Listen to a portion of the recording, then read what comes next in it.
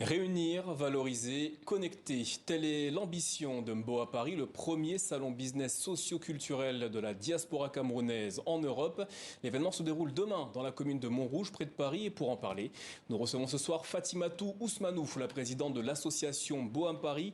Bonsoir et merci d'être avec nous. Merci beaucoup de me recevoir. Pour quelle raison organisez-vous cet événement demain, près de Paris ? Alors, Mboa Paris, l'ambition de Mboa Paris avant tout, c'est de réunir la diaspora camerounaise d'Europe. Pourquoi? Parce qu'aujourd'hui, la diaspora, c'est le premier investisseur du continent africain, que le Cameroun, on appelle le Cameroun entre nous un continent. C'est un continent des possibles. L'Afrique est une terre d'opportunités. Et qu'en tant qu'enfant du Cameroun, jeune de la diaspora camerounaise, on a très vite constaté qu'effectivement, il y avait un véritable potentiel dans notre diaspora et qu'il y avait aussi un potentiel de connexion et d'entraide entre acteurs de la diaspora.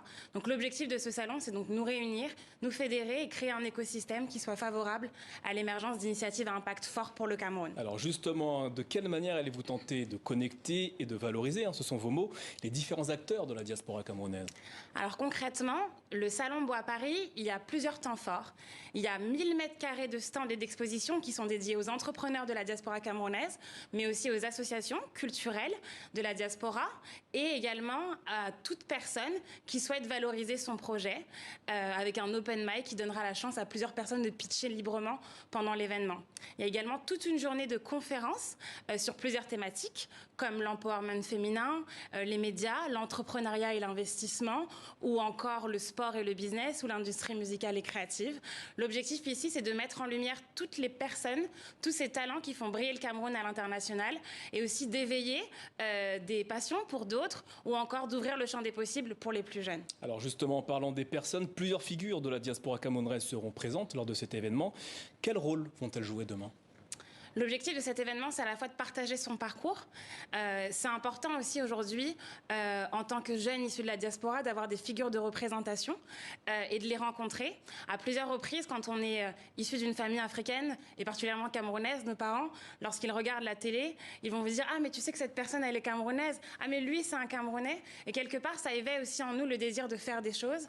Et l'objectif, c'est de rapprocher ces gens-là de la diaspora, de leur donner la parole librement, d'avoir l'occasion de les rencontrer, de les écouter et d'éveiller, comme je le disais tout à l'heure, des passions ou autres pour les plus jeunes, mais aussi de se connecter, de se fédérer, de réunir les entrepreneurs qui font des choses tous les jours pour le continent et pour le Cameroun. Alors justement, en parlant de ces figures, d'où viennent-elles? Sont-elles issues uniquement du domaine de l'économie, de la culture, des arts? D'où viennent-elles? Alors, qui sont-elles? Alors, ces figures, elles viennent de tous les domaines. Il y a par exemple dans le domaine de l'entrepreneuriat, on a Philippe Simo notamment, qui est un monsieur qui encourage énormément la diaspora africaine à investir au pays, comme il le dit. On a des entrepreneurs comme Nelly Chatoué Diop, qui est une entrepreneure camerounaise qui a levé plus de 10 millions de dollars. On a également des créatifs comme Fred Ebami, qui font briller le Cameroun à l'international, ou encore Imana Issi, qui est le premier designer haute couture à avoir intégré donc, le calendrier haute couture de la Fashion Week, ou encore des artistes comme Taïk, qui fait danser tout le monde entier aujourd'hui, ou encore des rappeurs comme Dinos, Dossé et j'en passe. Donc on a vraiment touché tous les milieux, que ce soit les médias, l'entrepreneuriat, la tech et l'innovation avec Rebecca Enonchon, qui est venue aussi participer à cet événement. Donc l'idée, c'était vraiment de rassembler tous les milieux, tous les âges, toutes les générations pour faire briller le Cameroun et ensemble avoir une véritable unité, puisque c'est la fête de l'unité demain, c'est la fête nationale camerounaise, c'est le 20 mai. Très belle date. La culture camerounaise sera également mise à l'honneur avec notamment des représentants des chefferies. Exactement, on sait que le Cameroun, c'est une terre de diversité.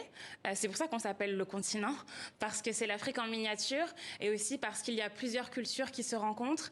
Alors on a veillé à respecter aussi nos traditions et à inviter les différents représentants des chefs et des chefferies traditionnelles ici, donc les chefferies Bamoun, Sawa, Banganté, etc. Toutes les chefferies seront, les plus grandes chefferies seront représentées demain, donc ce sera vraiment l'occasion aussi de faire le lien avec notre culture et nos traditions. Et puis il y a aussi un grand concert où on va encore plus célébrer le Cameroun le soir. Vous en parlez tout à l'heure, la diaspora africaine peut être un puissant vecteur de développement pour le continent. En ce qui concerne le Cameroun, quel pourrait être son potentiel ? Alors le potentiel de la diaspora, il est monstre déjà en termes d'investissement, que ce soit par le fait de, déjà, ne serait-ce que le transfert d'argent, on peut le voir aujourd'hui, que la diaspora, elle contribue directement au développement économique de l'Afrique en envoyant de l'argent de manière conséquente, que ce soit en investissant dans des projets économiques, dans des projets immobiliers, que ce soit ne serait-ce que dans le domaine de la culture aussi. C'est important aujourd'hui de donner aussi une nouvelle image au continent africain et la diaspora y contribue énormément. Donc le challenge de la diaspora, il est aussi d'avoir riche de cette double culture et de cette double identité, de continuer à contribuer au développement économique et culturel du continent africain. Alors c'est donc la première édition de Mboa Paris. Est-ce qu'à terme, il y aura d'autres éditions? Est-ce que c'est déjà prévu? L'objectif de cet événement, c'est d'être un carrefour d'échange, c'est d'être une plateforme qui va constituer aussi un certain écosystème et que cet écosystème, il a pour objectif de durer. Donc Mboa Paris, c'est une première édition, mais c'est un événement qui sera organisé de manière annuelle. Donc chaque année, on se retrouvera entre membres de la diaspora camerounaise et toute l'Afrique, parce que c'est la journée de la célébration du Cameroun, mais toutes les diasporas sont bien entendu conviées et on pourra ensemble se fédérer, célébrer et faire rayonner notre pays.